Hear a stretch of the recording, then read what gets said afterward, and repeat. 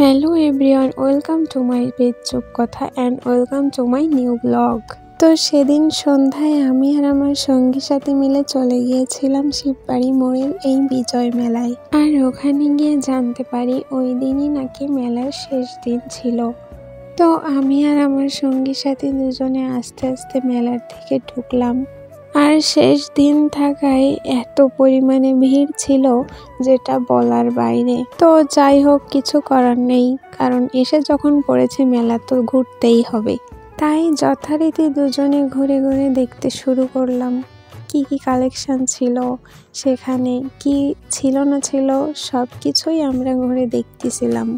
তো শীতের পোশাক থেকে শুরু করে জামা প্যান্ট, জুতা, ব্যাগ, তাছাড়া কসমেটিক্সের ম্যাক্সিমাম যত কালেকশান আছে সব কিছুই ছিল। আর পাশাপাশি খাবারের ভিতরে কেক, পেস্ট্রি, পিঠা অনেক কিছুই ছিল।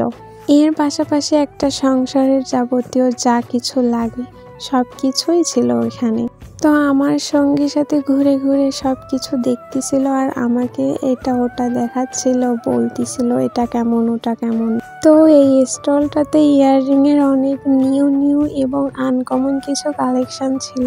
তো এটা ছিল ফার্স্ট ফ্লোরে, দেন ওখান থেকে আমরা সেকেন্ড ফ্লোরে চলে যাই। এখানেও অনেক কিছুর কালেকশন ছিল, শাড়ি থেকে শুরু করে 3 পিস, 1 পিস, 2 পিস, তাছাড়া বাচ্চাদের বেবি ফ্রক, টপ, জিন্স।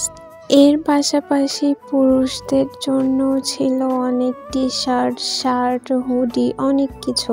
আর ফাইনালি আমাদেরও কিছু পছন্দ হয় আর দুজনে মিলে সেটা কিনে ফেলি। এই যে আমার সঙ্গীর সাথে এই কিউট ক্লিপটা কিনেছিল। আর এই পাশটাতে ছিল বিভিন্ন ধরনের খাবারের আইটেম, কেক, পেস্ট্রি থেকে শুরু করেছিল মোমো, তারপর বিভিন্ন ধরনের পিঠা, হাঁসের মাংস, ফুচকা, ভেলপুরি, অনেক কিছু। তো দুঃখজনকভাবে আমার বাসা থেকে একটা ইমার্জেন্সি কল আসার কারণে আমাদের বেরিয়ে পড়তে হয়। তাই বেরোনোর আগে দুজনে মিলে এই দোকান থেকে গরম গরম ফিশ কাটলেট নিয়ে দেন বাড়ির থেকে রওনা দিলাম।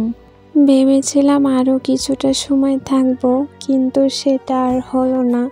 তাই তাড়াহুড়ো করেই বেরিয়ে পড়লাম। দেন উঠে পড়লাম গাড়িতে। ও হ্যাঁ, আমি কি কিনেছিলাম সেটা তো দেখানোই হয়নি। এই যে ওটা আমার ক্লিপ ছিল। তো এই যে আজকের মতো ভিডিওটি ছিল এই পর্যন্ত। দেখা হবে আবারও নতুন কোনো ভিডিওতে। ততক্ষণে সবাই ভালো থাকবেন, সুস্থ থাকবেন। বাই।